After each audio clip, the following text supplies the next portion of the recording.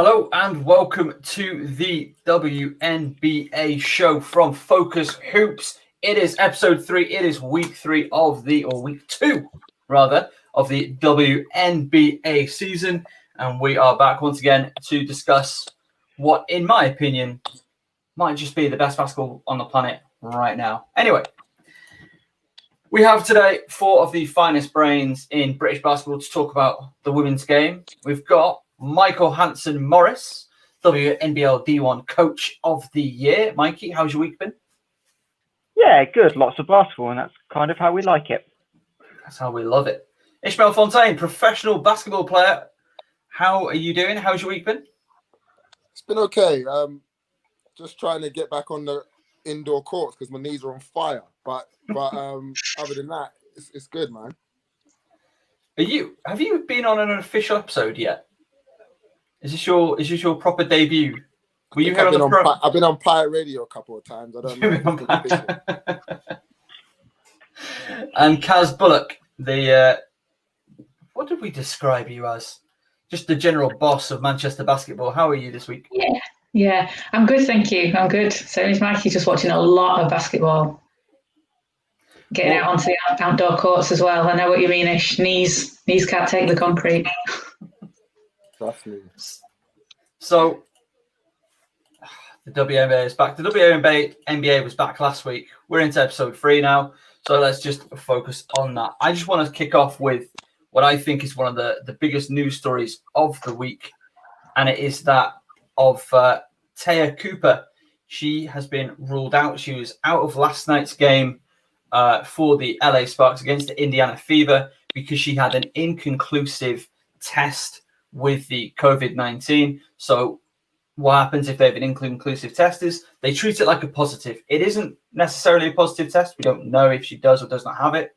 It is inconclusive. They treat it like she's got it. So she has to quarantine away from the team and come back negative on 2 tests. That means 2 tests from her physician that say she does not have it before she can resume play and contact with her team. This all went through Monday, Tuesday. She had another test yesterday, which was negative, and we will see when her next test will be. The next test will be on, what day was it yesterday? Wednesday, so it'll be tomorrow, Friday, and wishing her well, because I don't know about you guys, but I think Taya Cooper's really impressed in her early going in the league. Let's go, Mikey. What have you made of Taya Cooper? Putting you on the spot a little bit there. Yeah, very. She's played solid. Like the Sparks have been a bit up and down. So she's tried to hold them down in periods. But she's certainly a key piece in that rotation. We talked a lot about Sparks not having the greatest depth in the world, and she's really helped that. But again, they looked all right last night. So yeah, she's a loss, but hopefully she'll be back. Well, presumably she'll be out on Friday, but then back after that. And whilst we are in the world of big WNBA news, I think it's the biggest story in the league this week, maybe all season. It is Sabrina Ionescu. Nightmare for the Liberty as they have lost their rookie star, the number 1 overall pick, Sabrina Ionescu. She is out for a month. And I think that's going to have a serious impact on the New York Liberty. Kaz, what have you seen from the Liberty this week?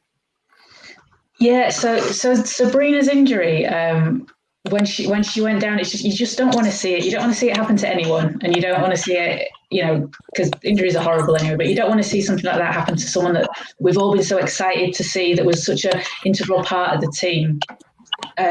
She seemed to be getting in a bit of a rhythm. She'd only played 3 games. This was the 4th game. Was it? Was this the 3rd? This was the third. Third game, sorry. Her second one, she went off for 33, 7 and 7. She started this game great, shooting 4 or 5 on 12 points. And then she goes down. And without her, New York just seemed to fall apart, basically. She looked like she was keeping them together. The game they played against Atlanta, they lost. They did rally a little bit, but they didn't really seem to have anyone that was stepping up. And then in that game Saturday against Phoenix, I found that hard to watch. It wasn't the best display of New York basketball.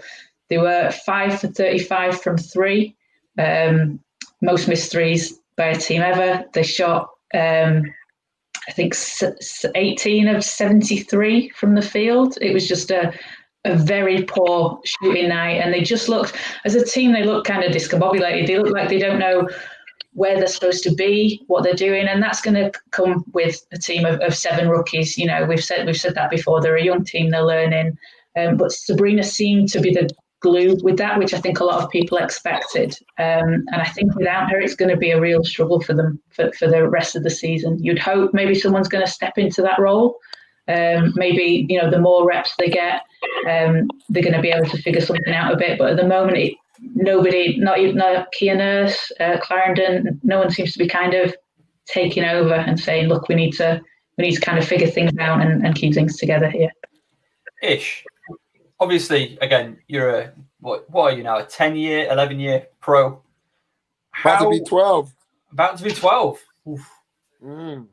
Have you ever seen or been in a situation where the rookie is the leader of the team?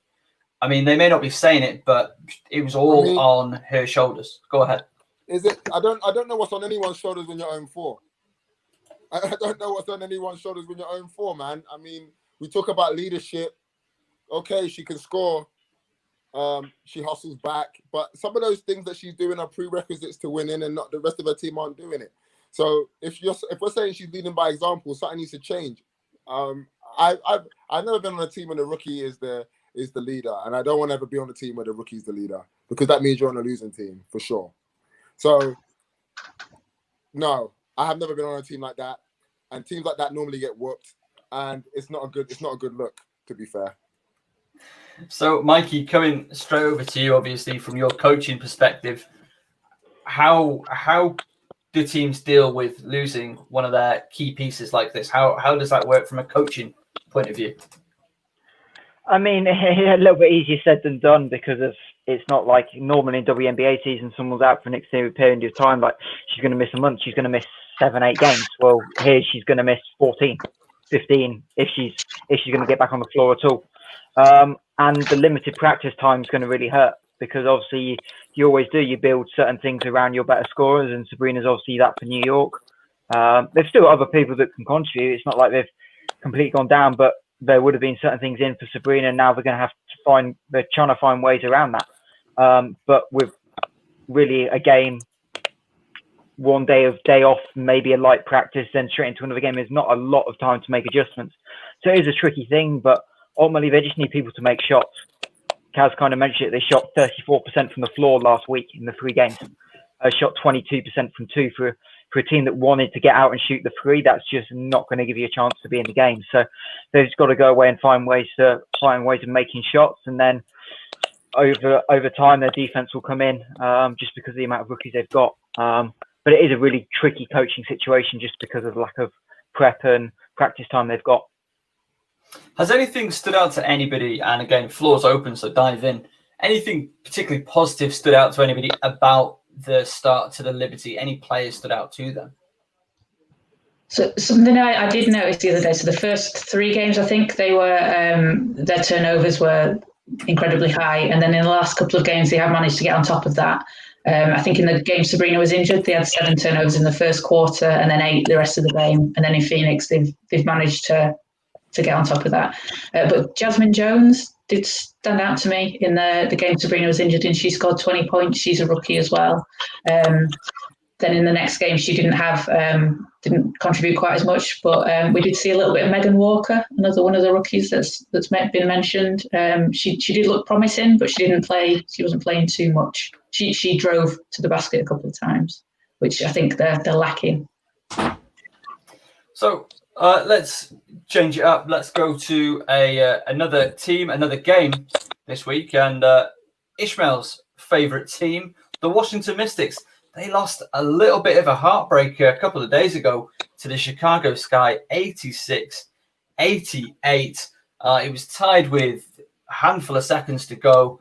Diamond the Shields drives from the baseline, shovel pass inside to Cheyenne Parker, who scored it through contact. Missed the free throw, but it didn't matter. The game was won. Mystics 86, Sky 88. We're going to kick off with Michael, because I know that you got some things to say about this game. Yeah, I mean, that was an early contender for probably regular season game of the regular season. We had one a couple of weeks last in the opening week, but this was kind of two teams that were obviously before. Were they both undefeated? No, Chicago just lost to Minnesota, but yeah, both teams high up in the standings, and it kind of delivered everything we expected it to. Back and forward battle, multiple players stepped up from both teams, and I think we were talking about it in the group at the time. It was one of those games that would just stand out. And look, Chicago have been great down the stretch of games this year. If you kind of look at all their scores, of Chicago, every game they seem to be in seems to be a 1 or 2 possession game. So they've got that little bit of experience down the stretch, which perhaps Washington didn't have coming in, just with results, and that kind of got them over the line in the end. But it was a really good game of basketball. Okay, Kaz, what did you make of things? I felt like this felt like a playoff game. The sort of the intensity and just the back and forth throughout. What surprised me was kind of Washington's last play. So the Chicago were up 10 seconds left, and Washington, is it 10 seconds, 5 seconds? Washington inbound the ball to Miesemann under the basket, and she gets doubled, tries to pass out. Vandersloot causes the turnover. But it just sort of surprised me for the strong 3-point shooting team that they are, why they were passing down into the post when it was very likely that Miesemann was going to get doubled, and there wasn't kind of a plan to kick it out back. But I guess that's one of the plays that they had drawn up to do it. But yeah, it was a great game. Cheyenne Parker with the basket that won it for the Sky, and Chicago just looks so together. The ball movement that they've got, the players just know where everyone is, and I think I probably mentioned this last week. It's they kept the core together from the last few seasons, and with a shortened season, they don't need that time to get to know each other and to know where they are. I think they're going to be really dangerous, Chicago, throughout the season. Ish, what have you got to say about your Washington Mystics? I mean, when they're shooting the ball well, they sometimes it's a gift and a curse, because what I see from what I've seen from the last 4 games, is a lack of understanding how to play together. They're trying to replace Deladon, and that's not going to work. You can't replace someone that way, playing the way you do with the tools you have. You need to change the way you play. You need to change the way you set your team up. I think I'm not surprised they went to Miesemann, because the coach said he wanted her to be more of a scorer. But in the same breath, don't go to Miesemann. Just don't go there. Like, no. I think what he thought was going to happen was they were going to switch everything, and then when the ball gets down there, maybe she could flip something up over someone smaller, which is kind of a good idea because you're going for the tie, but not in the clutch. I don't want to be crazy critical because it's my team and I deal with a lot of Arsenal people that are crazy critical of their teams. But Miesemann, she's really tall. She has these moves that you can see she works on a lot, but when it comes to making reads and IQ plays, she starts to struggle. The only reason she's shooting the ball a bit more now because the coach told her to shoot. Because there's been games where she's been wide open and she hasn't shot the ball. There's been games where she popped when she should have rolled. And these are just little things of just being in the best league in the world and knowing. So sometimes it can get a bit frustrating, right, when you're watching it. And I think Chicago will always stay with a team when a team thinks they can just outscore the other team. You've got to play defense. You've got to move the ball. Not everything is a dribble drive. And if you mess up, you pass it. Everyone's looking for theirs first, and it's not going to work that way when you're trying to win a championship. So the Chicago Sky game, it was a good game, I guess, because it was close and stuff like that. But as a guy that just wants my team to win everything, so I can grow, it's stressful. As that's kind of taken us there, as Ish's Wash's Corner has taken us to Chicago, let's just stay there for a little bit.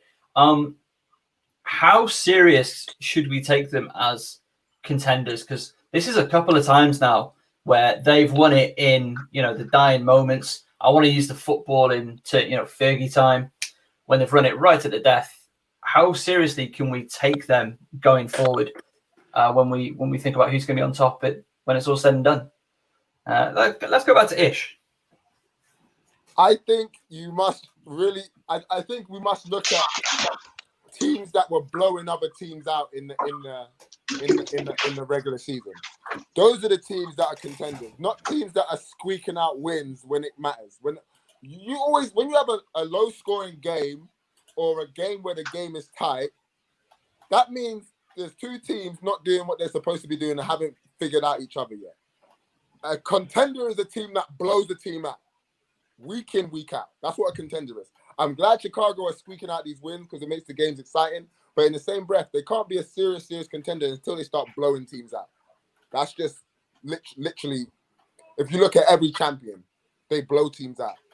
Yeah, if they make the playoffs, they can make a run because they can stay with teams and they're used to being gritty and stuff. But there's teams that just got to be used to winning. And business as usual. Let's blow this team out. Let's go on to the next one. We said there's going to be 14 games in a week or 10 days or something crazy. They're going to get blown out by some of these teams now. You can't just be winning by 2 every time. It's okay. Yes, I'm happy, but we don't need to start getting excited and talking to them about them. Maybe I'm wrong, but I think championship teams blow other teams out. That's how I see it. I just need to know, what is your definition of a blowout? In this bubble, I'm going for 15 points. You can beat a team by 15. So they beat by 12. So they beat the Sparks 96-78. Is that a blowout? That's a blowout. I mean, that's a blowout. I mean, that's the Los Angeles Sparks they just blew out. So they've beaten one of the top sides handily. They've eked out. Remember, we just said that one of their guys are hurt in the Sparks, and I watched that game where the Sparks the Sparks look terrible. I watched that game today. Slow. Candice Parker's got to do everything. I watched that game. Trust me, we're talking about contenders. We're not talking about the Sparks because Liberty will get that same work. Don't worry. Like, they'll get that same work by Chicago. It's not a problem. I watched that game where you had Candice Parker having to rebound, kick the ball ahead just to get it back, and then she started throwing it long because she was tired, and they started stealing it. I watched that game, so I understand where you're coming from. But my early contender right now is the Aces. If it's not the Washington Mystics, the Aces look crazy because they're knowing how they can play without Cam Page. They play the right way without Cam Page. Oh yeah. Oh yeah, and we'll get into that later. But there's a certain somebody who I'm very excited about. Forget what anybody else thinks. I don't even care actually. Maybe the best player in the league coming up this season. Let's just take a quick look at the standings. Obviously, top 8 make playoffs. Seattle, Minnesota, both 4-1 at the top. Then you've got Chicago, Los Angeles, Phoenix, Las Vegas, and Washington, all on 3-2 records. Indiana 2-3, Atlanta 2-3, Dallas 2-3, Connecticut and New York 0-5. Now, let's stay with let's just stay with Chicago for right now before we get too off tangent because Michael Hanson Morris has a look on his face like he's got something that he wants to say. Are Chicago not 4-1? Are they not 4-1? What have I got there? Did you put 3-2 on the graphic? Oh, I think I have. Don't worry about that. Thanks, for me, Michael. Chicago. For me, Chicago are contenders, and the simple fact is they're shooting the ball great as a team, and their offense right now is popping. They lead the league in effective field goal percentage by over 2 points. They're at 55% net shooting, and they're kind of doing it consistently on both ends. They've not really got a standout offense. They're kind of middle of the pack offensively in terms of the league, and they're kind of middle of the pack defensively. But what they're doing is being consistent in numerous games. They've had, 4 one-possession games. So I kind of know where issues coming from in terms of blowouts. But at the same time, they've also had a tough schedule. They played a lot of the top teams. They played Washington. They played Dallas last night. Played Minnesota, who are playing the best basketball maybe in the league right now. They've already beaten Vegas. And then they obviously blew out the Sparks, as we mentioned. So they've actually had a fairly tough run as well, Chicago. And without Stephanie Dolson, which everyone seems to have forgotten about, that she went out first game of the year. And she's due back sometime soon. Diamond DeShields is working her way back, having basically just been about ready for opening day. For sure, I think they need to take another step to reach championship level, but we are only 5 games into a season. And for me, Chicago have been really solid. They've defended better than they have in any of the previous years. That was kind of my question coming in, was how will their defense hold up, and they seem to have taken a step forward. So for me, they're going to be right there at the end of the season, and we could certainly see this team in the conference finals, if not the finals. See, I like the fact that you said Dallas Wings and top sides in the same sentence. I enjoy that a lot. That's good, because that plays to a lot of what I think about the Dallas Wings. Kaz? Yeah, I think the fact that Diamond DeShields isn't still 100% healthy, they're only going to get better when she is. And like Mike said, Steph Dolson, they've been missing. So when they're back and firing on at full health, I think they're just going to keep getting better. And they're a team that they felt cheated out of losing on that Derek Amby shot last year. They felt like they were going to get to the finals and could have won it last year. And it seems to be a bit more of a, maybe this year is the year to do it for them to get there. They've felt cheated. They've come back. They want to prove a point and get there. But I think they're playing really good basketball. I still don't know if they win last year. Yeah, I think. Oh no, I don't think they beat the Mystics. I think they could have got to the finals though. Oh, I think they get fine. I think they can get to the finals, but I don't think I don't think anyone's beaten Mystics last year. They'd have played Mystics, wouldn't they, in the conference finals? Oh yeah. Well, there you go. Yeah. Oh, it's a strong record. Indiana Fever 73, Dallas Wings 76. Why have I picked this game, and why do I feel like I made a mistake picking this game? No, you're right. No, I was right. Sorry. Yeah. I just wanted to talk about the Dallas Wings winning and the fabulous start that Satu Sabally has made to her professional career. I know some people in this conversation right now don't exactly want to hear that, but I mean, this for me remains in conversation for Rookie of the Year. I'm just going to say that, and I'm going to leave it all there. Of course, this game was very controversial in how it finished.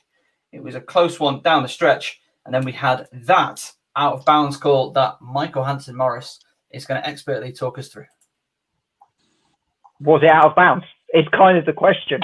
It was a 1-point game, I think it was, down the stretch. I can't remember exactly who from Indiana was driving, but the shot was kind of blocked, maybe a foul.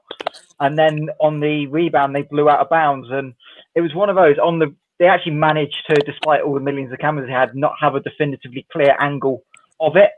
But I think the general consensus is it was kind of a mistaken whistle, and they kind of blew out of bounds. And I'm not really quite sure what the rule is at that point. They obviously went to the monitors to review possession. And at that point, it looked like they kind of realised that there wasn't out of bounds. So we presume in the rules that because they're given out of bounds, they have to give it. Therefore, it was off Indiana last. So Dallas got the ball back and Indiana had to foul. And that was kind of the end of the game. But yeah, it was a bit of an odd one that it blew out of bounds. And then when you looked at the replays, it's pretty sure she wasn't out of bounds. Indiana kind of had a tough break down the stretch there. Yeah, it was Kelsey Mitchell, in fact, and it was like, is her left foot in or out of bounds?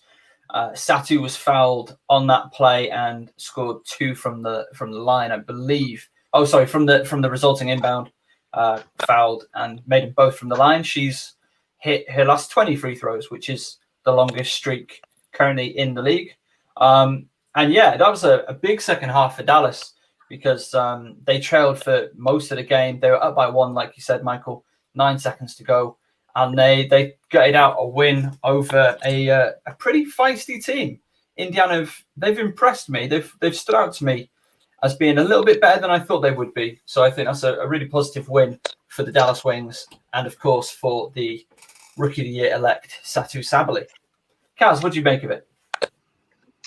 Yeah, this Dallas have impressed me. They've been, I feel like they're playing sort of beyond their years. They're a young team as well, but the discipline that they have on defense, and in a couple of the games, especially in late game situations, they've been able to force either jump balls or turnovers instead of fouling when they've needed to. And I think seeing that from a young team is really impressive. So Brian Agler's obviously doing something right there, coaching the players. Satu in this game against Indiana, she was fantastic. 23 points, 17 rebounds. And then Kelsey Mitchell had a shot at the end of the game to tie, but Satu was playing some really good defense on her, so she couldn't really get a good look at the shot there. So yeah, she's been playing really well, and she seems to be finding her rhythm a little bit. I think maybe she had a bit of a slower start, but she's obviously playing a tough position and going up against some big established names as well. So the physicality for her as well is going to be a bit of a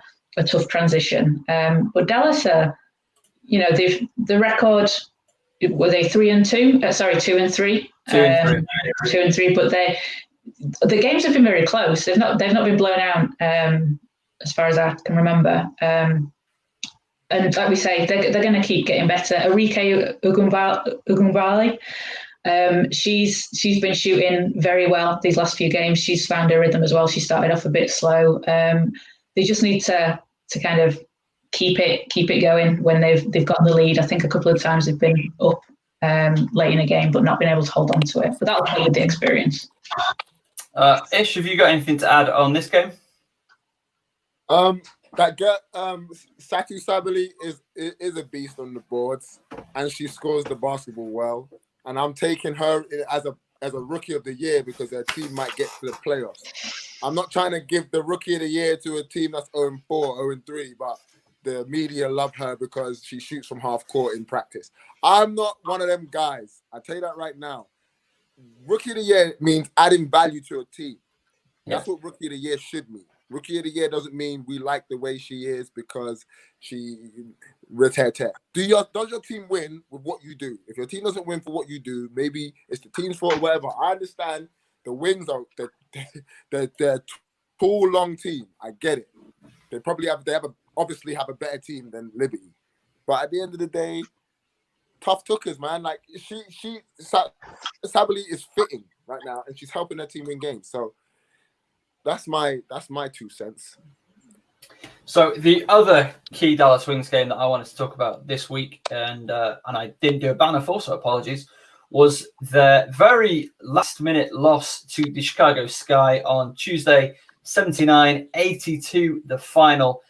Big scare for Chicago. Again, another one of these close games that Ishmael was talking about. So Dallas were down 1, about 10 seconds on the clock. Inbounded to Satu Sabally, gets it in the perimeter, but she lost possession. Cheyenne Parker showing the experience, the size, the strength to steal it, and Sky go up the other end. I think it was Vandersloot was fouled and put away the free throws. I could be wrong on that one, but a really good fight back from Dallas. They started down 2-14, came back, and we're within a possession. And also talk about Enrique Goomba. She had 26 points, 5 assists. Bella Allari, and we'll come to you, Mikey, because you got some takes. In this game, she had just 4 points, 9 rebounds, 2 assists, and 4 blocks, which I think is a real standout performer in that game. Not putting up enormous scoring, but doing the nitty gritty and on the defense. Mikey, what is it that you like about Bella Allari? Allari, sorry. She just managed to do a little bit of everything for this Dallas team. Obviously, she was picked 5th, but the kind of general consensus was she would maybe take a little bit of time to grow. But she's really been able to kind of helped Dallas in multiple ways. She's got that rim protection at 6'4", and she did a really good job down the stretch. And I think it's kind of fitting that Dallas are kind of rolling with either 2 or 3 rookies at a time down the stretch of some of these games as well. Obviously, they went to Satu down the stretch. Bella was in the game. Taisha Harris has played really well for them in spurts as well. And Dallas's whole rookie class has kind of been impressive for me, and they've kind of really helped boost his team up another level. And I think it takes a lot that they are playing the rookies down the stretch, and I think it's a good sign for them going forward that as these players grow and continue to get acclimated to the game, that they're just going to step up. And it was kind of an area where Dallas were kind of short was coming in was the forward position. So the fact that they've got Satu and Bella kind of stepping up and filling 45, 50 minutes a game for them is a really encouraging sign. I know you and I were talking in the chat during that game and when that happened, and I think that's going to be a really crucial moment in her pro career. I think this could be a very big moment in her pro career looking back, and I think it's going to be a really positive learning moment, because this is the big stage, and it was her, I don't want to say mistake, but she ended up losing possession on what was the final play, run for her to at least set up or maybe go for it alone. Ish, what do you think about the idea of a moment like this being foundational in the improvement of a player and a young player? I think it depends on how teams are intending to use her down the stretch. I don't think it's a moment for her to develop, because obviously in college she was the best player on her team. And if you see how comfortable she is playing the game anyway, she looks so comfortable. We're talking about a wing right now. She just looks mad comfortable on the ball. She handles it. She goes past people. She posts up smaller players when they switch. I don't think the moment's too stressful for her. I think she knows that she's going to be the go-to player because she's the best scorer. She can do multiple things on the basketball court. She can shoot the ball. She got a nice little pull-up J. She can create her own shot. Anyone that can do that on a team at her size, who also performs on the defensive end, will be in those moments at the end of games. I don't think it's a hard thing for if the coach doesn't put her in one of the important parts of the game and give her the ball in the clutch, he or she's gonna be in the hot seat. So I'm not surprised that that's what's happening for the Rookie of the Year elect.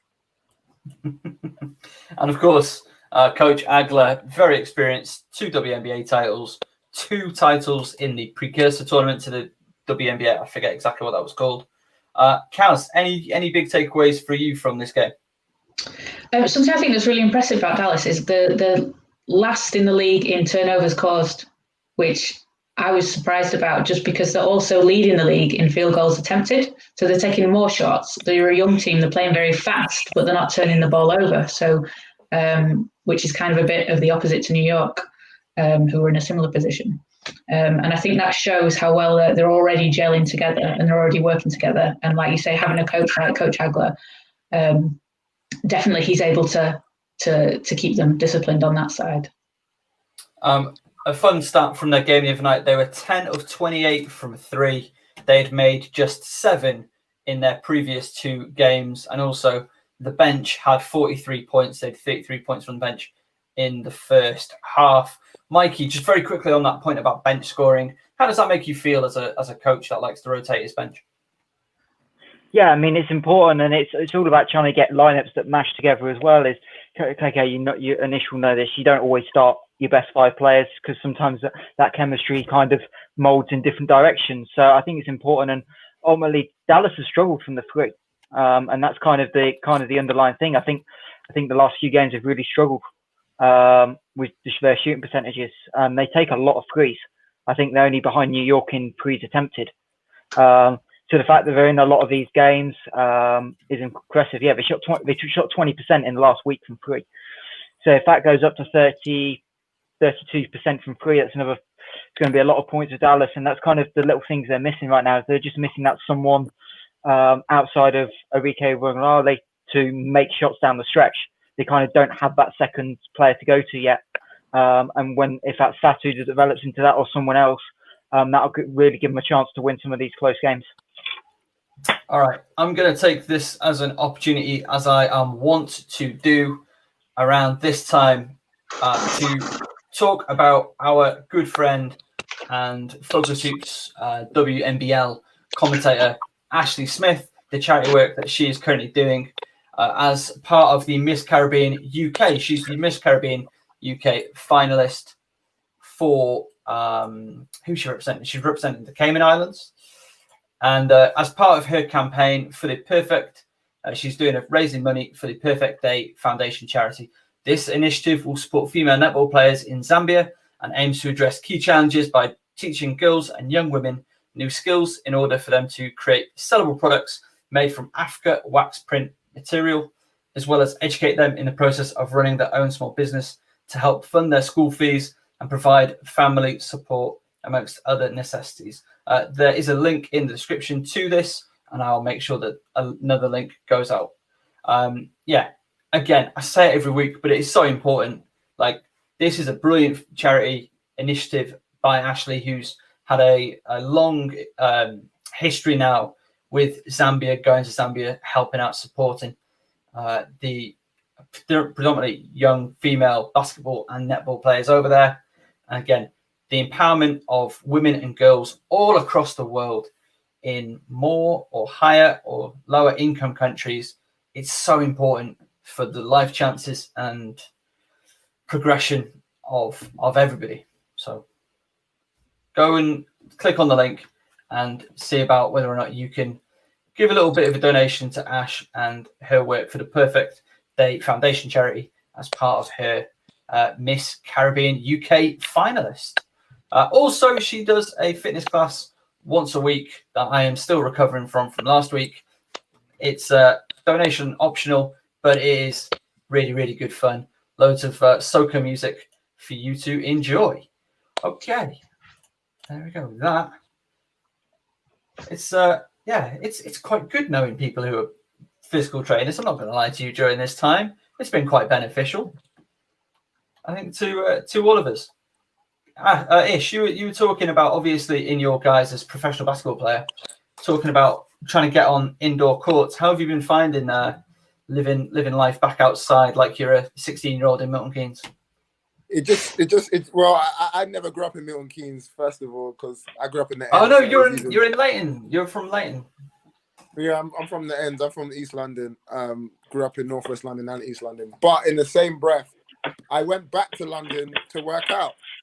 I actually did that because I wanted to play against London competition, and I wanted to work on my game every morning. And it's tougher. It's easier to do that when, you know, your mum lets you sleep on her sofa and you wake up. She wakes you up because she's a midwife, because she's getting out at 6 a.m. in the morning to provide the world with more children. And I worked out with some of my close basketball friends, so it's great. It's getting easier for sure. That is good to hear. Let's just take that. I'm not a professional basketball player. Let's talk about the 0-5, the shock story of the WNBA, I think, is the 0-5 Connecticut Sun. What on earth is happening there right now? I mean, I'm looking at Ishmael Fontaine's face, so I think we're going to go straight back to Ish. Ish, what have you got to say? I just like, it's tough, man. I think a lot of people don't understand the fact that this is local league right now. We're playing local league. There ain't no home and away, really. And it's affecting teams in different ways. It really is. Because Connecticut are underachieving massively. I think the Mercury are underachieving massively. They tried to assemble this super team and they forgot that Brittany Griner is horrible in the pick and roll, and you just need to make sure you switch in the pick and roll, put her on you, and you're going to get a bucket out of it 80% of the time because she's horrible in the pick and roll. And so a lot of teams are underachieving right now. Connecticut, 0-5 is I'll say this for all the teams that are 0-4, 0-5. It's not how you start, it's how you finish. But Connecticut in trouble. Is their worst start in their franchise history. 0-5. They've never had a start this bad in the WNBA. Now, I was looking at their probable starters for tonight's game. I think they're playing tonight. They're playing the Dallas Wings tonight. So fun matchup. And their starters are going to be Dawana Bonner, 36 minutes per game. Alyssa Thomas, 35.8 minutes a game. Jasmine Thomas, 30.8 minutes per game. Brianna Jones, 27.6 minutes a game. Natasha Heidemann, 18.6 minutes per game. To me, it still seems like they're running their starters way too high in the minutes. And it's still costing them games. Like we saw last week, I think we've seen the pattern repeated this week. Mr. Hanson Morris, what say you? Well, at least some of the minutes are coming down. We were talking last week about some of them getting 15 seconds of rest or minutes rest in the whole game. So at least it's coming down. But Connecticut's issue right now is depth. They've just have not got a lot outside of Alyssa Thomas and Dawana Bonner for scoring, rebounding. Like, no one else is kind of stepping up to give them that third, fourth player. And yeah, it's bizarre because look, they obviously had a big rebuild from last year in terms of roster, but they're only really missing one headline name. I've forgotten her name. The big inside. Jonquil Jones. Yes, Jonquil Jones. So they're missing her, but outside of that, they're not missing too much. So yeah, it was a bit of a surprise. They chose to do a lot of trading over the summer, but this is kind of the roster they had envisaged, and it's just not planned out. And to be honest, they've not been that competitive either. Like, you look at a lot of their losses, they're all the LA one at the start of the week was a 6-7 point game, I think, but the rest have all been like double digits. And you kind of when you watch them, you kind of don't see how they're going to win a game. And in this short season, it's kind of panic time almost. Like, realistically, they're probably going to have to win maybe 10 of their last 17 games to make the playoffs. So if you suddenly if you lose to Dallas tonight, then suddenly it's like 10 of 16, and now it's a really uphill battle. So yeah, they've really been a surprise, but they've just not looked like the way they want to play, and they haven't got quite a lot of personnel.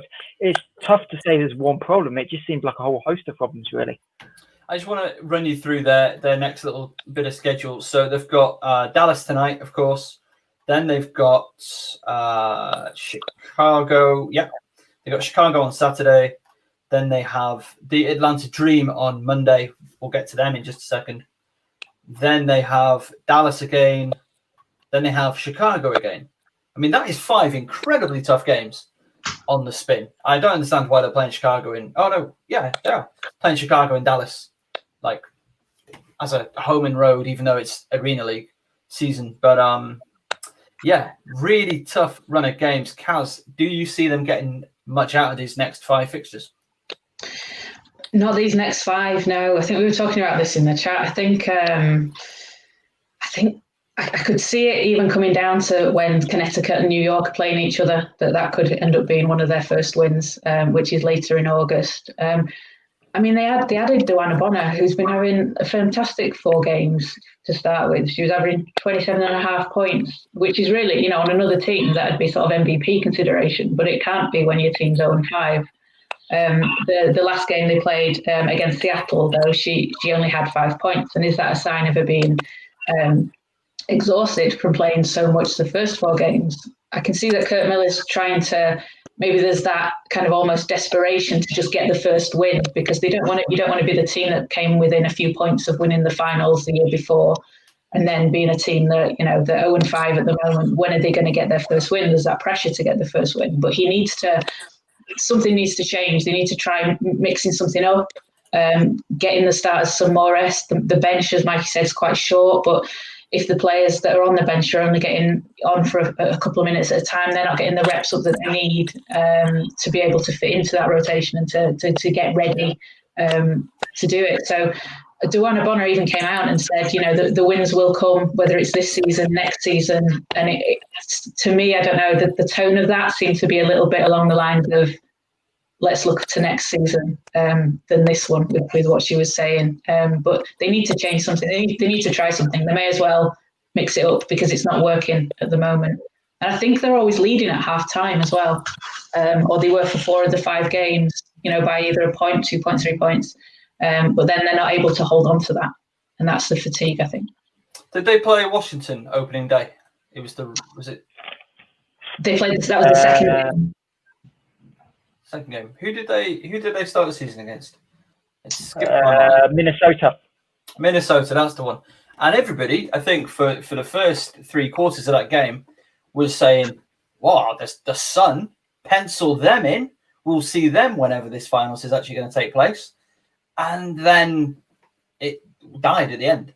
And I think that's been repeated throughout the season. Now, I want to think a little bit about their former player, Courtney Williams, and another one of their former players, Shakina Strickland, over at the Atlanta Dream. And my question to you is, what is the limit for the Dream? What is the limit this season for the Atlanta Dream? And I'm going to pick on Michael first, as I want to do. Mikey, what do you think about the Atlanta Dream? What's the limit? Playoffs, first round playoffs. Yeah. I think they've got an outside shot. I think they may fall a little bit short, but you kind of put them in like Indiana, Dallas. They're kind of in that kind of region, and it might come down to potentially one of those 3 making it. We'll see. A lot can change. But yeah, you kind of feel like they're kind of in that group just below the chance to be in and around 500. And if they can do that, then they're certainly going to have a chance down the stretch. I just think they're maybe a year away. They kind of need that emergence of. I think Kennedy Carter needs another year just to acclimatise the league a little bit more. Then they need to probably add a little bit more shooting on the wings. They don't have a lot of 3-point threats. But yeah, they've had a really solid start. But yeah, you feel like they're just going to be one of those teams that have got an outside shot at the playoffs. But that's progress for Atlanta. They seem to sort of be going in the right direction. Having finished bottom of the league last year, just the 8 wins. So yeah, it's a positive sign for sure. It was funny. I'm enjoying seeing the Dream and seeing how well they're playing. But their coaches at the start of the season were wondering openly if they were going to be the worst team in the league this year, because that's what people had them pegged to be. Those people look really, really stupid right now. I'm not going to lie to you. Don't like to be so crass in my language. Ish. Atlanta. I watched them play Phoenix, and I certainly didn't see any kind of remnants of someone that's going to be the worst team in the league. But it's when the teams are around 500, they're just one of those annoying teams that you're supposed to beat, but you might not. So that's good for them. I mean, that's a good start. That's a good place to start for them. I don't think they'll go further than first round of the playoffs. I think there's a lot of teams that are just way too strong, and a lot of teams will get way better. And Atlanta's still. I'm having this problem with the WNBA with some of these teams that are 500 and 3-2 right now. They just don't read the game offensively as well as they could. I'm really having that kind of issue, and Atlanta's in that kind of mix where even if you don't read the game well, you can still shoot the ball well, even if you're not reading the game. When in doubt, shoot. I've heard this statement from players that don't want to learn how to play all my life, and that kind of feels like what Atlanta are doing. And maybe the guys rolls with them and they hit a couple of shots, and that's why they're going to be, because they're talented. They are a talented team. But yeah, playoffs, first round, I agree. They seem to be without Kalani Brown for the same reason that Taya Cooper's out as well, because of the WNBA medical protocol. Kaz, we move over to you. Anything to you stood out about the Dream, or anything about their their loss to Phoenix? So Kennedy Carter, I thought, I know every week I'm saying the same thing. She had a fantastic game. They did lose, but she had 26 points, 4 assists and 2 steals. And she just looked like she's getting used to the game. So Nikki Collins came out after the game against New York, where Carter picked up some quite quick fouls and quite sort of silly fouls, really, in the first few quarters. And she was saying she needs to get that under control because it limits her play. Obviously, you don't want to take her off the court and put her on the bench. and she seemed to have it under control in the first half this game. So that's definitely a huge positive for her, because once she gets going, as we saw then with 26 points, she can just take over a game. And she's someone that had a year of eligibility left at college. She's 21. She's come out a year early because she feels like she's ready to go pro. And, she's looking like she is. But this is a team that, again, I think are built for the future. So in a couple of years, they're going to be up there with the top 4, top 2 teams challenging. They've got Benaja Laney, who's playing fantastically. Could be a most improved player of the year contender this year. Courtney Williams has only played 2 games because she's been in the COVID protocol. But once she gets clicking, and once Carter and Williams are playing together, I think we'll see a lot faster pace as well. And they just need to kind of find that rhythm, I think. But yeah, I think that, they're exciting to watch. I really enjoy watching them. And I think they've held their ground against some tough teams. Like the loss to Phoenix, they were there for 3 quarters, really. And then it was just kind of the last one Phoenix took over a little bit. So I'd say 7th or 8th seed. And again, first round of the playoffs. Yeah, I think that's fair. I think first round playoffs is about where I'd have them. I expect them to make the 8. And they required a lot from Phoenix for Phoenix to win. You had 26 from 26, 6 and 6 from Taurasi. Brianna Turner had 7 rebounds in that game. Now, Courtney Williams, it's good to have her back. She's had some really good scoring performances. The loss on Tuesday was not such a high scoring performance, but she contributed in other areas, 9 rebounds, for example. Now, you mentioned Benaja Laney as maybe the most improved player. The other day, she had 17 points, 7 rebounds, 5 assists, and a staggeringly high 4 steals. Now, to me, that seems incredibly high, though. Did somebody not get 7 steals in a game the other day? Was that Lexi Brown with 7 steals? Is my mind last night? Last night, there we go. Night. 7 steals in a game. Fontaine, have you ever had 7 steals in a game? I've never played someone so bad that they had to steal the ball 7 times. Who did she play? New York. Okay, then. Yeah. But I rest my case. Next point. Oh, hold on. I'm not going to let Ish off this. Doesn't your teammate pretty much average 10 steals in a 2-game period when he actually feels like it? Let me tell you something. Are you disrespecting the whole of Manchester Magic and Liverpool or someone crazy like that? Yes, Zaire Taylor had a quadruple double because Manchester Magic were coughing it up like it was hot, and they sucked, and we scored 150 points. So yes, yes, it could happen. But the variable is, does the team suck? That's the variable. Now the variable is Ish doesn't like defense. I love defense. I play 94 feet. That's how crazy it is. I play 94. If anyone ever see me play basketball, I'm one of the only players that play 94 feet. That's part of the reason why Zaire actually steals the ball, because the kid is panicking. He turns his shoulder and tries to flip one rubbish one-handed pass, and Zaire steals it. But in the same breath, they suck. So when we have to contextualize skills, we have to contextualize stats. And one stat that we are not using enough in this podcast is the plus minus. We use scoring so much. Ooh, but I looked at the score. I looked at the plus minus. I looked at the plus minus of Ionescu, and she's in the minus a lot. I looked at the plus minus of. She's played 2 games. She's played 2 games. In the minus. 2 games. Played as much games as other people. She ain't playing by herself. We got to look at the. She ain't playing. She's out for a month. She's out for a month. She hasn't.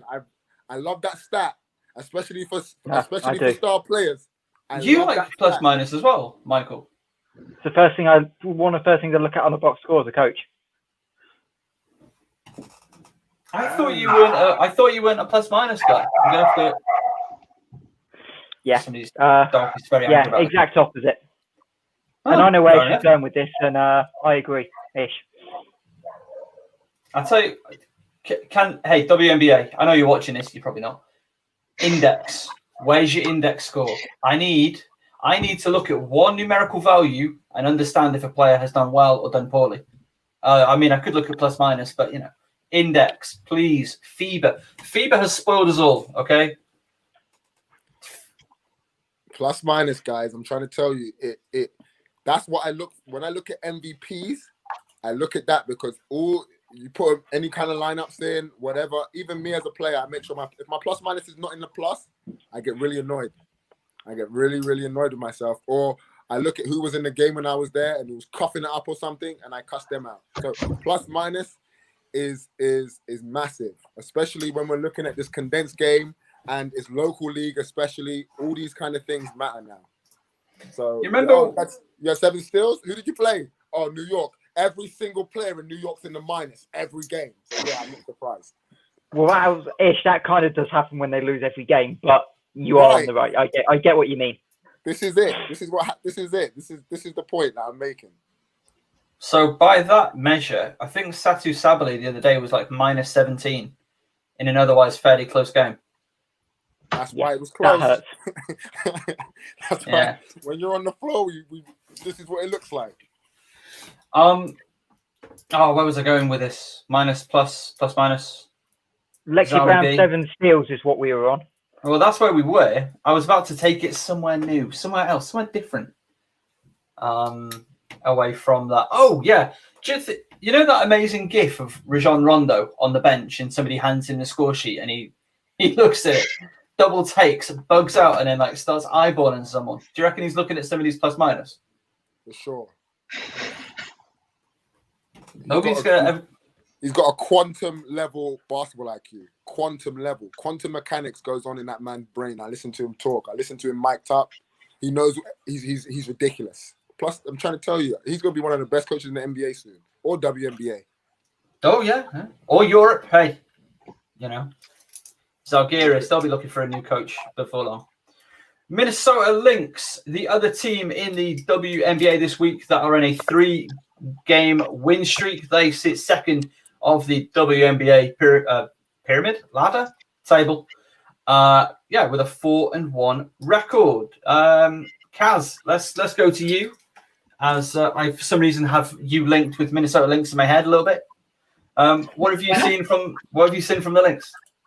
I completely underrated Minnesota this season. I didn't think they were going to be as good as they have been.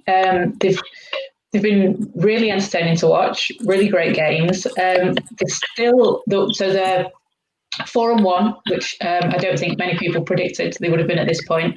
They're without Odysseus Sims, who is actually now in the bubble and will join them soon. They were without Sylvia Fowles in the win against New York on Wednesday, last night. And they've had Lexi Brown out for a few games in the concussion protocol. Nafisa Collier hasn't kind of found a rhythm in the first 2 games, but now she seems to have done. And they're just playing great basketball. The ball movement, everyone's seems to be knowing where they're supposed to be. And I think again they have a young team, which I think is why we're very underestimated them. But I think the coaching that they're getting from Cheryl Reeve, an incredibly experienced coach. She just knows how to get the best out of players. They had last night. Was it Bridget Carlton? 25 points, 7 and 3. Before that, she scored 13 points last season in the 7 games I think she played, and that just shows that the depth of the bench that they've got and the opportunity that people are getting. When someone like Sylvia Fowles is out, and that'll give her the confidence that she'll be coming off the bench next time. She'll be able to come in, get some points and get some rebounds. They're really good. They're really impressive. In the next few games, they've got Indiana, LA, Washington, Vegas, and New York, and I think they'll probably come out of that as a 3-2. So I think they're going to be up there at the end of the season. 3-2. All right, Ishmael Fontaine. Do you think they're coming out of their next run of games 3-2? They could go higher. That was my team last year because obviously a GB player was on that team. Well, not last year, the year before. That Minnesota Lynx, they had Temi, so I watched Minnesota Lynx a lot. One thing I've noticed about coaching in this bubble, some guys try to do it status quo and they're losing doing that way. NY thought we're going to just let Inescu just shoot the ball all the time, and now they're starting to lose. Same with Mystics, if I'm honest. Mystics, they're not. Their rotation off the bench is bad, and you know they're doing the same thing where they're trying to run offense through one person. Actually, Minnesota Lynx are moving the ball. They're playing team defense. They realize they don't have one superstar on their team. They have a bunch of collective talented players, and they're playing that way. So they're not gonna.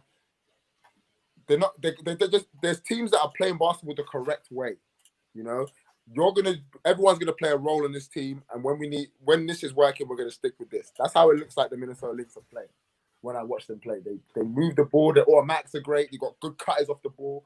So I'm a big fan of them. You know, that would be my team if Washington wasn't in the WNBA. I just need to say, by the way, if you're watching live, thank you. By the way, if you're watching on replay, thank you. Comments, questions, get them in. We had some comments and questions come in last week. Answer them on the show. We love that. Get them in. And if you've got anything, if we say anything that you're like, that's outrageous, Ishmael Fontaine, I can't believe you've said that. Or, oh yeah, Ishmael Fontaine, I agree with that. You know, get involved as well. Mikey, the Lynx, how far can they go? I mean, if they continue to get contributions from everyone on the roster at various times in the year, they're going to have a chance to surprise some teams, because they're probably the one true team that they've had so many different players step up. Bridget Carlton last night, what was she, a late second round pick a year ago, and then she explodes. Again, there's some waiting to what it says it's New York, but you still got to go out and have 25 plus in the WNBA, which is not easy. Lexi Brown's looked good since she's come back. Obviously, she missed a couple of games with the injury. Crystal Dangerfield stepped up. Sylvia Fowles is having another terrific year. I think she's averaging 16 and 12 off the top of my head. I think it is something like that. And then the person that's kind of gone under the radar last two games is Erica McCall. Cut by Atlanta, picked up by Minnesota, come in and really contributed in the two games so far. She's got 11 points, 7 rebounds. And obviously she's had to pick up this scheme really quickly, kind of on the fly with limited practice. Ish's favourite stat, plus minus. She's leading the team in plus minus. She's at, I think she's at plus 22 over 2 games. Ridiculous. Yeah. So, okay, one was, again, and her plus minus wasn't great yesterday. It was like 13, which means she was plus 7 in the other win. So, yeah, Minnesota being really good. But the thing for them that stands out when you look at the stats is their defense. They've done it with a lot of defense. I think they lead the league in defensive efficiency. And, yeah, they've really done it on that end. They've caused a lot of turnovers, got out and got a few cheap points, which is kind of what they need, because you look and you do kind of question at times where their consistent scoring is going to come from. So if you can get some quick ones off turnovers and things, that's going to really help them. And yeah, they've been really impressive. And Ish hit it on the head. They've been doing it with team basketball, and it's been great to see.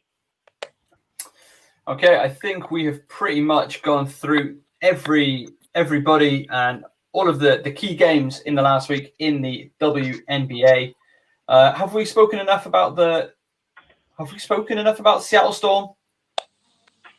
Probably not. They've just quietly been, the New York Yankees of the WNBA again, just marauding through as they want. Brianna Stewart, she has not just missed a step in these last years. I know we said it last week, and it's just as true today. So just quickly, any quick thoughts on the Storm before we move on to a couple of performers of the week? Obviously, I think we jinxed them last. Oh, go on, Ish. Go ahead. No, go ahead. I think we jinxed them last week. We were talking about, we can't not see them make the finals. Then what happens literally, 2 hours later? An 18-point loss to the Washington Mystics. And there we are looking, going, we predicted that one then. But after that, Seattle have kind of been back to themselves. They've still got some growth to go for sure. Their game against LA was a little bit up and down. Sue Bird's obviously out. I don't know what her status is. I know it's like bone bruise on the knee. So I don't know if she'll be back for the game against Atlanta tonight or in a couple of hours. Or if they're going to try and rest her up for the Phoenix game in the Battle of the Point Guards on Saturday. But Yeah, no, Seattle have been rolling along nicely. They'll take form one of the start, but that loss against the Mystics certainly was a bit of a surprise, especially the way it happened. Was somebody saying that they were going to go undefeated? Was that, have I imagined that, Kaz? I think I said they were going to lose 4, so they've got 3 more to go. So. Okay. I need to go back and watch the week 1 under. Oh no, I don't actually want to go back and watch the over-unders. Ish, you were spoken over. I was just gonna say, well, Washington whooped that butt, so I don't know about I watched that game with I was so happy. I sat on my phone, even though I could have watched it on the TV. Then I watched it on 2 screens. I really enjoyed that game, only because of the way they shot the ball from 3, and they won, so I was happy. But I knew it was gonna be an omen to losing games later down the line. Sometimes you get overconfident with that ball, you fall in love with shooting the 3. And you don't like. There was little parts of that game where I was like, why is that happening? I mean, they Seattle were trapping the pick and roll, and Washington did just after a while were just coughing it up, and it was crazy to me. But in the same breath, Seattle were tough. I really like Stewart. She's tough. She's tough. She's one of my favorite players in the WNBA. So she's unreal. She is great, and they're well coached, and they were one of the first few teams I've seen playing this defense with a defensive scheme. Mix up the pick and roll coverages, trap in the corner out of the pick and roll. They've been doing a lot of things, So when a team schemes on the defensive end, that's championship pedigree for sure. Some teams they just want to outscore everybody, but when they scheme defensively, that's a new level of IQ for a team to be able to come together and scheme defensively, just like they did. It's excellent. See, and this is why I'm not here for the Ionescu slander, especially from week 1, because there was a lot of take artists out there chatting some rubbish about how she can't cut it at this level. That's a nonsense.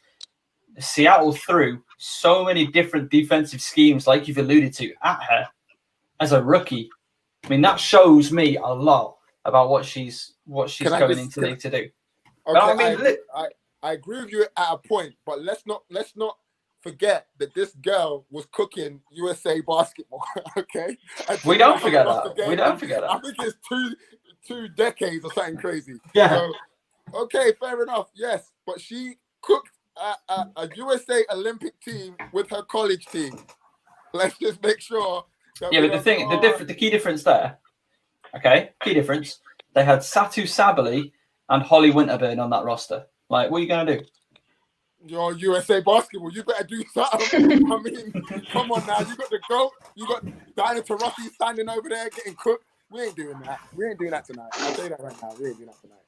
So Holly went 1-for-1 in that game as well, didn't she? She hit a 3. She hit a 3. Over Taurasi. She hit 1, but in the same breath. Yeah. How are you the number 1 pick and you're not expecting schemes from a team which both has 2 players that played on that USA team? You better expect some schemes. Everyone's the world saw what you did. The world. And people use that game either to big up Ionescu or slander the entire WNBA. So when she comes in, it's a problem now. We're trapping you. We're everything. We're throwing the kitchen sink at you. And I'm not putting everything on her because, as I said, New York, they don't play with the highest IQ as a team. I'm not saying they individually don't have IQs, but IQ is a team thing. Same with Washington Mystics. Their offensive automatics are all over the place. Someone gets trapped on the pick and roll in the middle of the floor and they turn it over. You're getting trapped in the middle of the floor and you're turning the ball over. That's crazy. That should never happen. But in the same breath, New York has those same problems. So, and Ionescu is supposed to be the Rookie of the Year, MVP, right there, because she cooked this team. Well, you better expect some schemes then. What do you think this is? Well, we might find out tonight because the other backcourt rookie star is playing Seattle. So we'll be interested to see how Carter reacts to. I assume Seattle will go the same way and trap a lot of pick and roll. So it'll be interesting to kind of see how that extra weeks kind of helped prepare for that. I wasn't going to do this now, but I think it's time to do it. Race for the Roy, Week 2 edition. Kaz, let's start with you. It's not a race. It's done. It's Kennedy Carter's award. Kennedy Carter is the Rookie of the Year because she's taking Atlanta to the playoffs and she's just 26 points. She's double figures every game. She's looking more and more comfortable with the offense. She's just so exciting to watch, and she can just get to the basket. You saw her against Phoenix.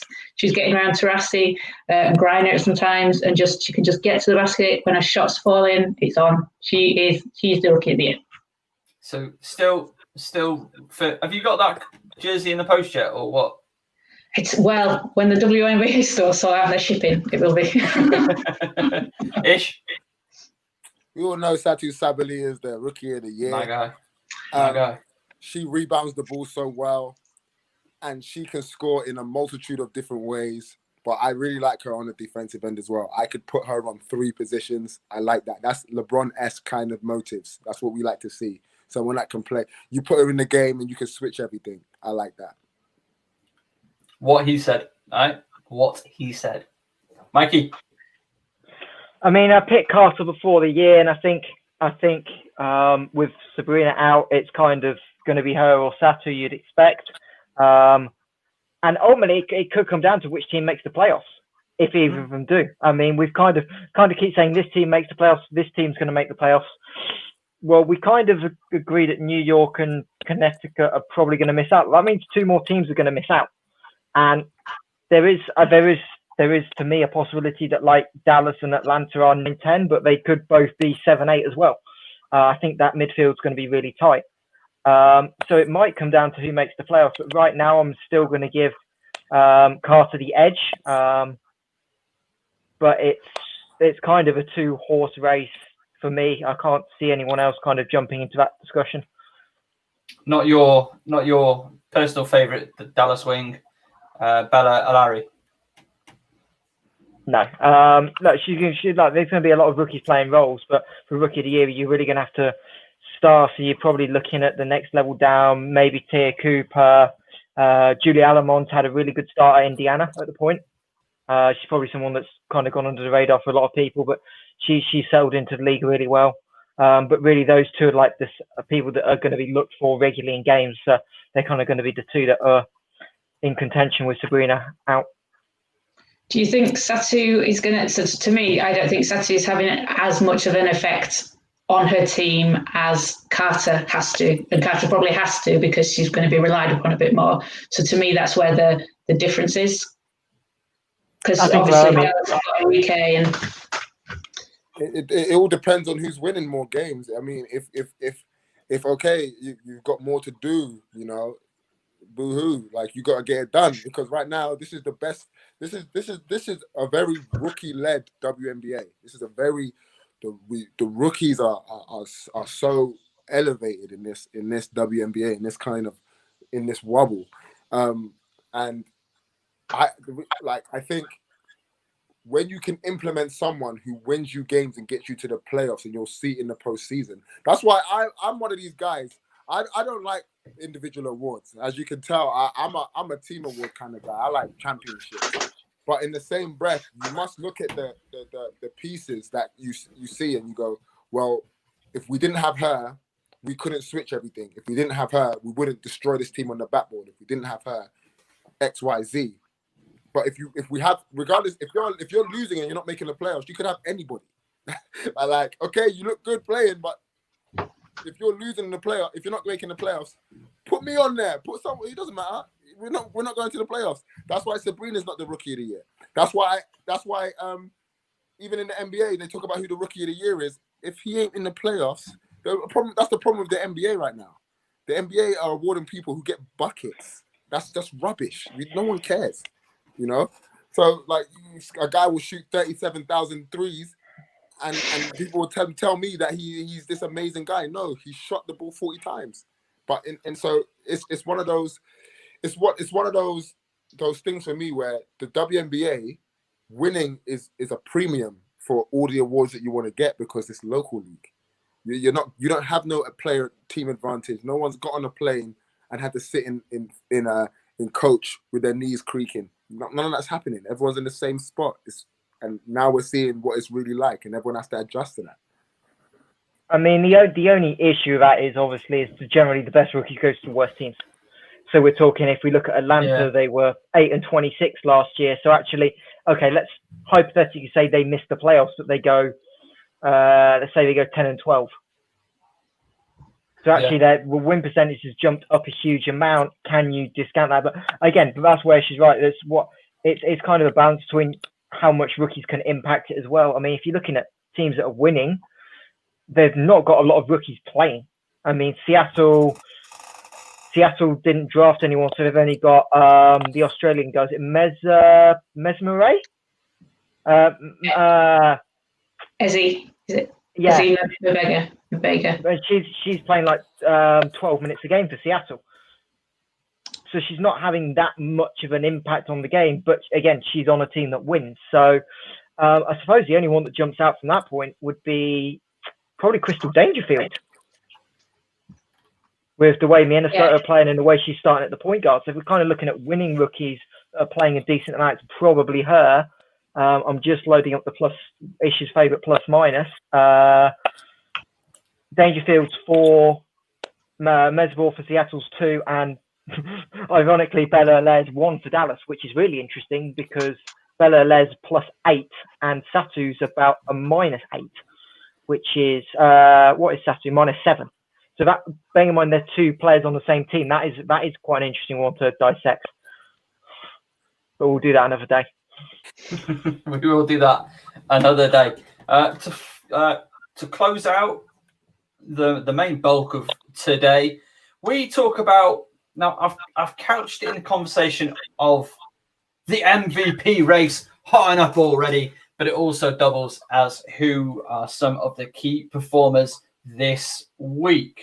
These are just some of the players that really stood out to myself. Ishmael Fontaine threw a player in there as well.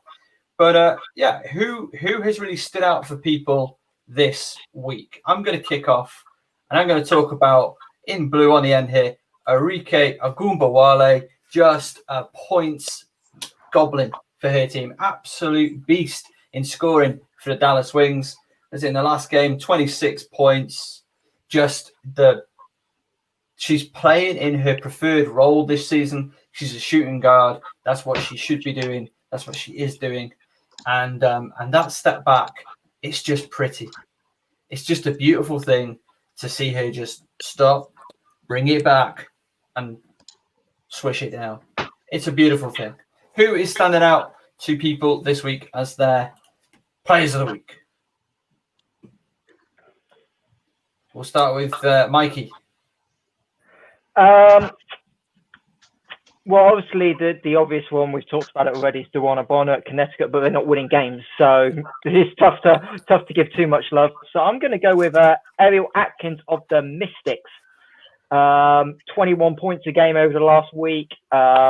She's shooting 52% from the free. And that's kind of something that Washington have kind of been in and out on, the outside shooting. But she's knocking them. She's scoring at 52%. That's an extra scoring option for the Mystics. And yeah, she's really played well. But again, Mystics have been a team effort with multiple players, and I know we've talked about some of them already. But for me, if her, Hines Allen, and Powers play really well all together on the same day, Mystics are really tough out. But yeah, if I had to go player of the week, I would go with Atkins. Mr. Fontaine. Atkins is actually taking off where she left off. She came off the bench in the finals, and she shot the ball really well off the bench in the finals. And now she's starting, and I think she should be the go-to player. I think Ariel Powers, Agent 00, when she ain't in Twitter beef with Andre Iguodala, had the games of the week. I think she shot the ball extremely well. So I need to give it to her this week. What do you make of that Iguodala business? I think she was right. But I think the context of why she was right is not immediately in the tweet that he wrote. It's other things he said about the WNBA and women's basketball in general, which have been confirmed that he said. And that's why she probably, even if he said her name, she probably wouldn't say anything, because he's been a jerk. So. Kaz, I'm not laughing at the situation, by the way. I'm laughing at Ishmael's use of jerk, because it's just sort of incongruous with everything about him that he goes jerk. Kaz. Yeah. So for me, it was kind of a toss-up between Brianna Stewart and Asia Wilson because they've both been playing phenomenally. Brianna Stewart's averaging 18 points, 9 rebounds, 3 assists. Asia's averaging 19 points, 9 rebounds and 2 assists. Obviously, Seattle have the better record, and that's why Brianna Stewart was given the Player of the Week award. But both of them are just like so crucial to their teams. I was leaning towards more Brianna Stewart because she's just looking exactly like she did in 2018. The injury she had last year, she's come back from that really strong, and that's great to see. She doesn't look like she's missed a step at all, and I think she's a really strong contender for MVP at the end of the season. Is anybody going to give any love to Asia Wilson, who is doing absolute God's work for the Las Vegas Aces right now? Of course, like, you've always got the core group of players doing the discussion most weeks. Asia, Brittany Griner's generally in there, Taurasi. You've got all those players that are kind of in there. So it's tough to say Asia's had a standout week by her own standards just because her standards are so high. I mean, it's an 18. She's averaging in 19 points a game over the last 3 games, but 19 and 8. So yeah, she's having a big impact. But you just kind of think for Player of the Week, it's going above and beyond. But yeah, she's been a big key part for Vegas all season. And she's going to continue to be. I'm so excited to see what she does. You know, Asia unleashed. Of course, Greg thinks it's Brittany Griner. Our good show. Actually, here it is. This is from Greg and Pofu. Brittany Griner and Asia for me. There you go.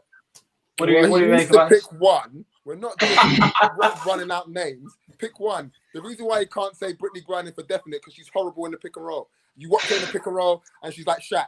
Everyone cooks him in the pick and roll. That's why he doesn't want to say her. You pick one. We're not just picking 50 names. Everyone picks one. You pick one. And I'll say the thing for me that's kind of disappointing this season with Griner, she's not rebounding the ball at all. No. Like her rebounding, she didn't have an offensive rebound this week. Like, I'm sorry, when you're that dominant, that you need to be offensive rebounding the ball even a little. For her not to have an offensive rebound in a week is, for me, not good enough for someone that wanted to be in the MVP discussion. Although the plus side for Griner is in Ish's favourite plus minus stat, she is second in the league behind Lexi Brown this week in plus minus. So, yeah, and actually there you go. Third surprise, it's Sophie Cunningham from Phoenix, which is one I didn't expect. But yeah, no, for me, I think Taurasi's probably had a better week at Phoenix than Griner, but I'm sure we could argue all day. Oh, we absolutely could, and knowing you two, you definitely could. Greg comes back with some really parochial British basketball chat. EABL, Ting, co-champions, and bare laughing faces.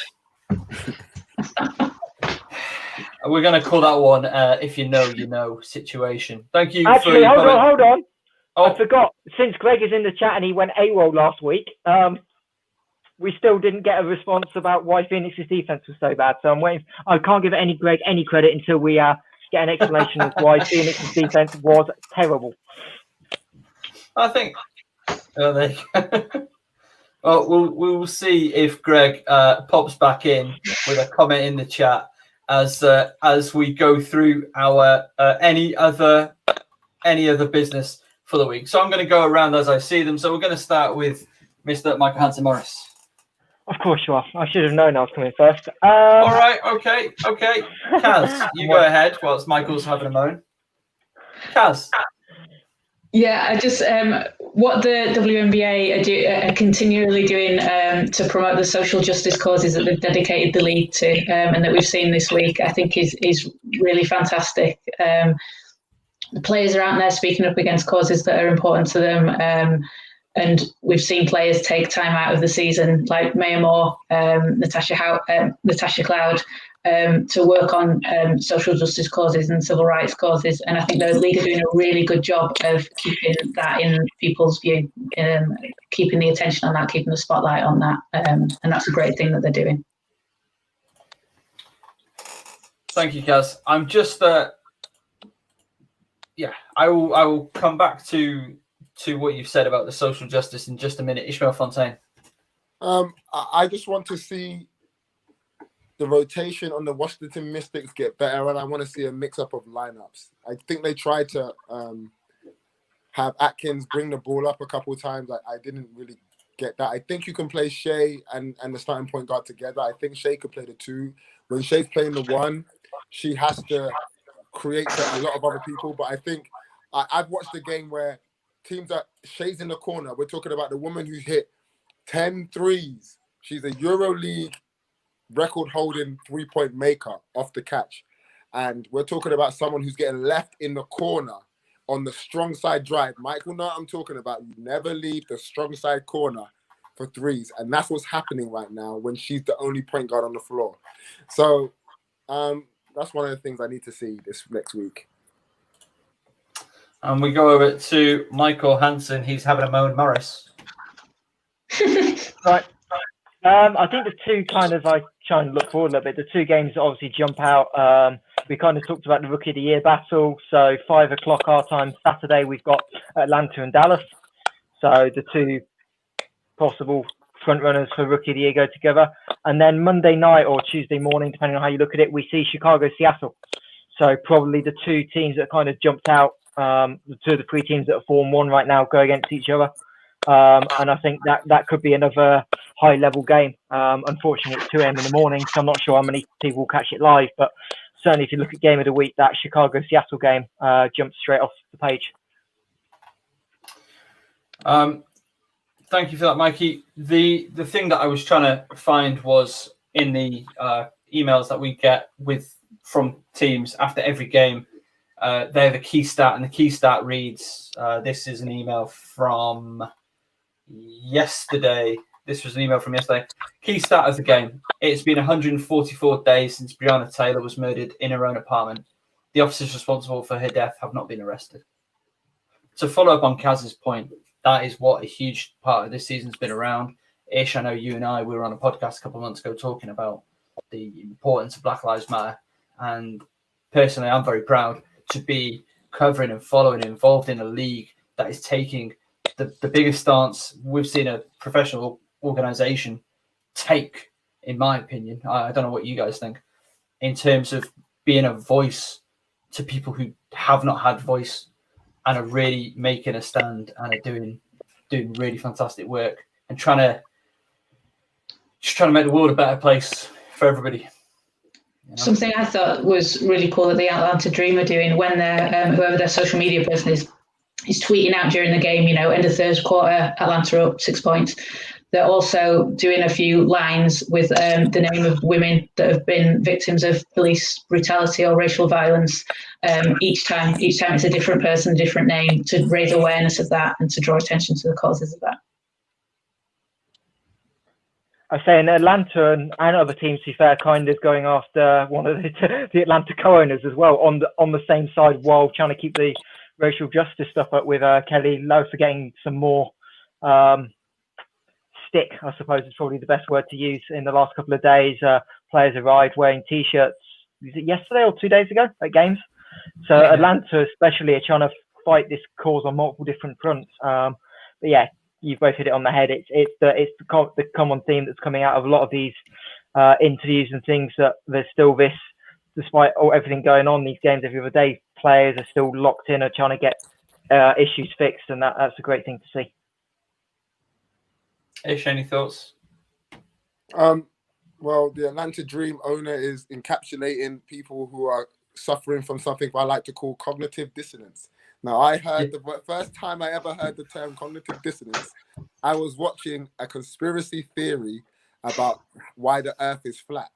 Now, it was one of the most ironic things I ever watched, because I don't believe the earth is flat, but the person who had the earth was flat said everyone that thinks the earth is round is suffering from cognitive dissonance. But in the same breath, the word is one of my favorite phrases for someone like the co-owner of the Atlanta Dream, where it's dead in your face and you're trying to deflect by using other issues and you're trying to make it about yourself. That's not what we're trying to do. That's not what anyone's trying to do. These teams would rather have the name of Brianna Taylor on their body without having their names. They're not making it about themselves. It's never about them. It's about everybody. And that's the problem. It's about the future. It's about what's happened in the past and accepting it. And this is what a lot of people must understand. And they're raising so much awareness, and it's inspired me more time. I have meetings every week about how we can make Basketball England a safe haven for anti-racism. I have these meetings every week, literally every week. I've spoken. You wouldn't believe the kind of people. One day, maybe I get to say who I've spoken to and what I've done. And maybe we'll see in the near future the effects of this. But in the same breath, it's sad to see, you know, a woman who understands that racism has been systematically in the NBA with Donald Sterling, for her to come out and speak this way and act like this is not a problem and make it about her. I'm not shocked, but it's sad.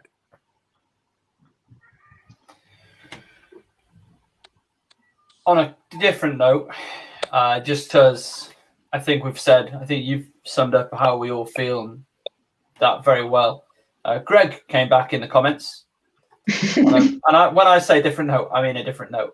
He says, Greider's overcompensating a bit for me since the knock in the first game. Phoenix's entire defense is based on filtering the ball to her, and she's just not got her usual motor for sure. Is this... Go on. So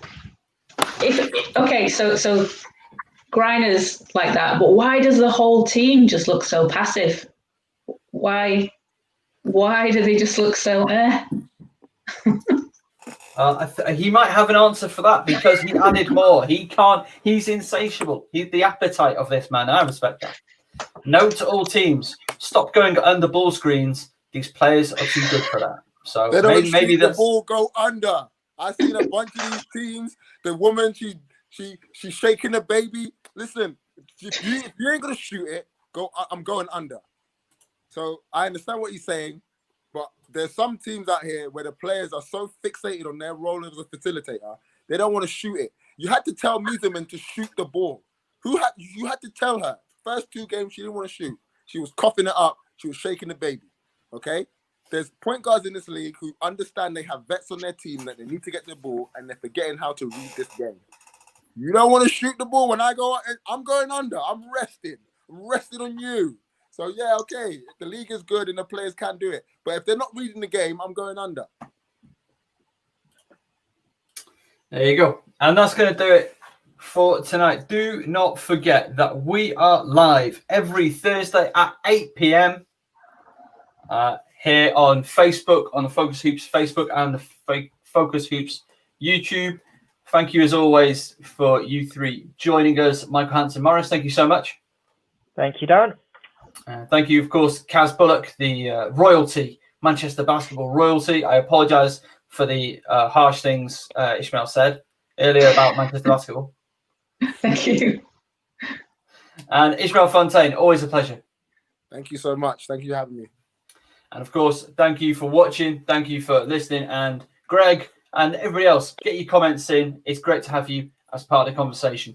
Until we speak to you again, we'll speak to you very soon.